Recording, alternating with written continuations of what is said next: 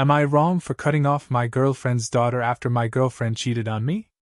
I, 26 male, was in a relationship with my girlfriend, 26 female, for 6 years. I was engaged to her, and our marriage was scheduled in a few months' time. My girlfriend had a daughter at a really young age. Her ex left the state immediately after he heard she got pregnant. When I started dating my girlfriend, her daughter was 2. Over the past 6 years, I have pretty much considered her my own daughter and treated her as such. I had plans to legally become her stepfather after marriage. I loved my daughter so much. However, a couple of months ago, my girlfriend confessed she had been having an affair after I saw her texts from her coworker. The texts were so outrageous that she couldn't lie about the affair. She said she had been having the affair for a few months. I obviously canceled the engagement and the wedding, and moved out a week later. My girlfriend's daughter was a bit confused, and it hurt me, but I really did not want to be around my girlfriend anymore. I have now completely cut off contact with both my girlfriend and her daughter. My girlfriend still texts me frequently and is asking me to reconsider at least maintaining a relationship with her daughter temporarily, because her daughter has constantly been asking, "Where's Dad?" and even crying a lot. This does hurt me a lot, and I really wanted to maintain a relationship with my girlfriend's daughter. But the issue is that if I do go over to their house, I will have to see my girlfriend's face, and I just can't stand to see her anymore. I'm trying to leave it all behind and have already started going on new dates. Am I the a-hole? The community has a couple of thoughts. First up, say goodbye to the little girl. Tell her the truth, or that you both don't love each other anymore, and that you still love her, but have to leave. Somebody else says, not the a-hole. Write a lovely letter saying it's not anything she's done, it's just that her mother and you are no longer friends. Give your ex's daughter a keepsake, maybe a small stuffed toy. Say you have an identical one, and when you see it, it reminds you of her and all the good times together. Firstly, let me commend you on your Herculean efforts to be a stand-up guy in a situation where most people would be booking a one-way ticket to Nopeville. Years of playing daddy cool to your girlfriend's daughter, only to have the whole charade blow up in your face like a microwave burrito left in too long? Ouch. Now on to the matter at hand. Are you the a-hole? In the grand scheme of things, probably not. You're not an a-hole for wanting to wash your hands clean of your ex's mess. But leaving her daughter in the lurch without so much as a proper goodbye. That's a little cold, even for someone who's been burned worse than a slice of toast left in the toaster for an hour. Update. The guilt of not giving my ex's daughter closure was eating me up, so I decided to go see her. After a few hours, as her mom was on her way to pick her up, I told her that this would be the last time she would ever see me, and that it was not her fault at all. She broke down in tears and kept asking why, begging me to never leave. I lied and told her I had to move to a different country, and would never come back. I told her that if she wanted to make me happy, she had to be good to her mom. I gave her a stuffed dog toy and also a letter. She was really emotional and cried a lot at the end, especially when her mom came to finally pick her up. I said my goodbyes and told her I would always remember her. That is probably my final update. Today was really heart-wrenching, especially seeing my ex's daughter cry like that. But I hope this gives her the closure she needs, and that she understands it is not her fault. As for me, I will carry on with my life as usual, although right now I'm feeling extremely hurt and devastated. I have a nice job offer in another state, which I will probably accept. A change in scenery will probably be good for me. And now for some community comments. First off, my heart is broken for her. I was 36 when I lost my papa, and I'm 40 now and still feel lost without him. I'm not a praying person, but I will do that for her. This is a heartache that won't ever go away. Someone else chimed in. My stepdad is still my dad. He was the only one I had from 2nd grade until 10th, when my mom cheated and left, a year before she died.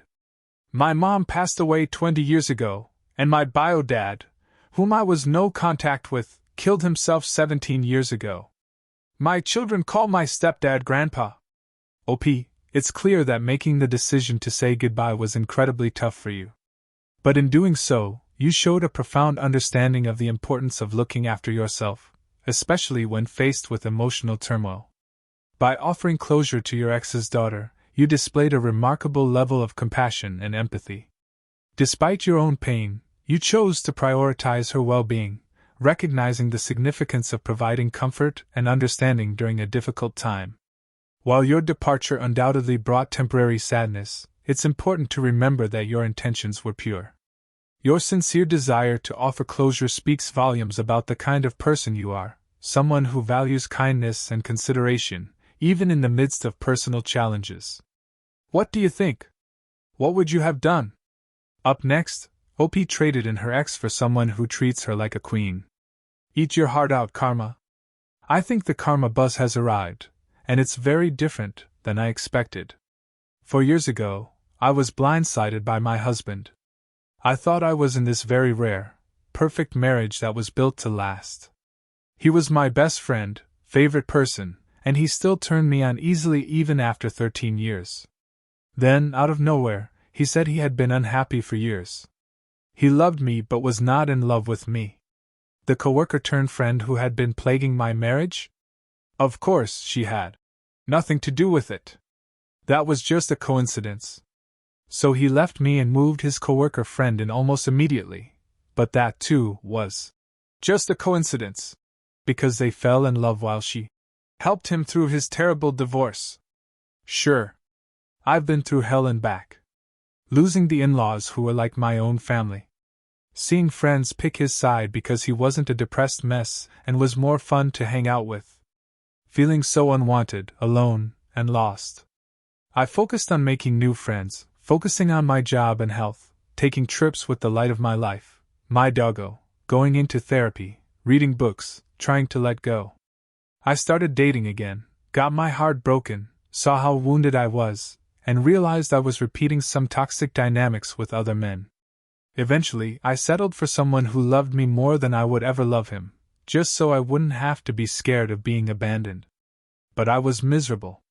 It was a gray, fine life with a man who would never leave me, but also never truly treat me right.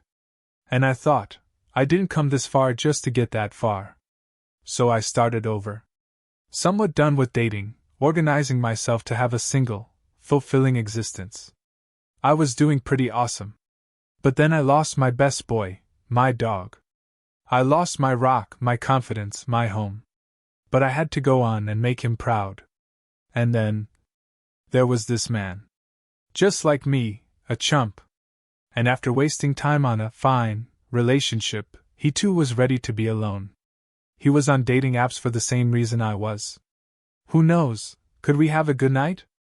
A good convo? For those who like the invisible string theory, this will make your day. We live and work outside each other's range, but I charge my car just inside his range every Friday. While I waited, I swiped. I didn't swipe him, nor would I have ever. He had. Looking for casual relationships. Listed because he didn't want to go too fast but wanted something serious. One night, my friend swiped for me, and she swiped him by accident. She didn't tell me. We went on a date, and hit it off right away. He is everything. He is everything I ever wanted and more. He makes me happy and giddy, and he scares the crap out of me, because caring means being able to be hurt if he leaves me. While I am very scared to take this leap of faith, I just know I have to. We are planning trips, meeting each other's friends and family, and rocking each other's world. My ex is still with his mistress. Their relationship is nowhere near what me and my ex had. He treats her like a lesser person. He never did that to me, and I would never have taken it if he had. People gossip behind his back about how he could lose someone like me for someone like her. His friends and family still tell me they miss me, still tell me they don't get it. But here I am, having the best sex of my life, the most intense conversations, being spoiled and treated like a queen by a man I spoil and treat like a king. Someone who embraces my chaos and weirdness, just as he finally has someone who embraces his. Someone who matches my energy. Who wants what I want. People keep saying that the best revenge is a life well lived, and it really is. It will take all your strength, and you need to do all the work. Forgive yourself for the mistakes you made. Be fearless and do the hard things. Don't settle, and keep loving yourself as hard as you can. I just wish my good boy was here to see it. He saw me through the worst of times, and I just wish I could show him this new chapter and let him be part of it. He did meet him. On our third date, we went for a walk with my doggo in the forest. He died the very next day. I like to think he was ready, because he knew I would be in good hands.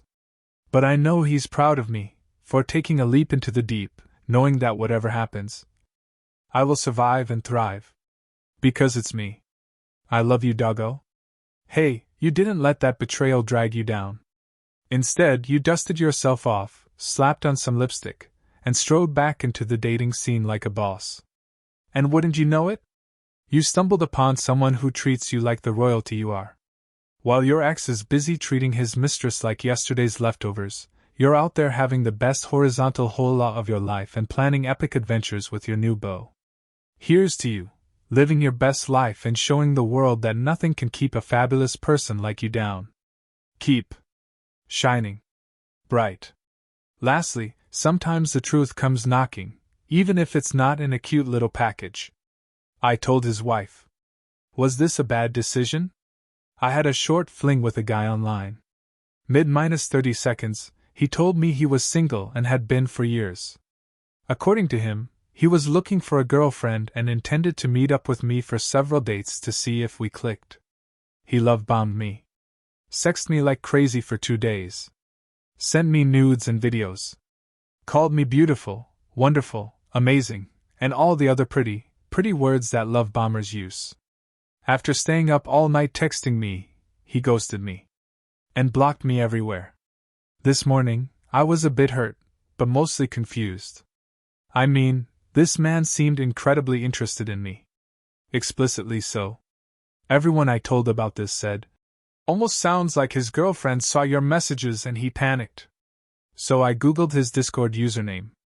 Idiot was dumb enough to have an Instagram page under the same username, with his full government name right on display. Googled his name. Saw that his name is listed on a baby list. Jesus fing Christ. My heart dropped. Is this mother *Kerr partnered with a baby? Looked him up on Facebook. Yep. His child is newborn. I saw the pretty picture of him posing with his beautiful partner and child, right there on Facebook, as if he isn't out here being a sleazebag.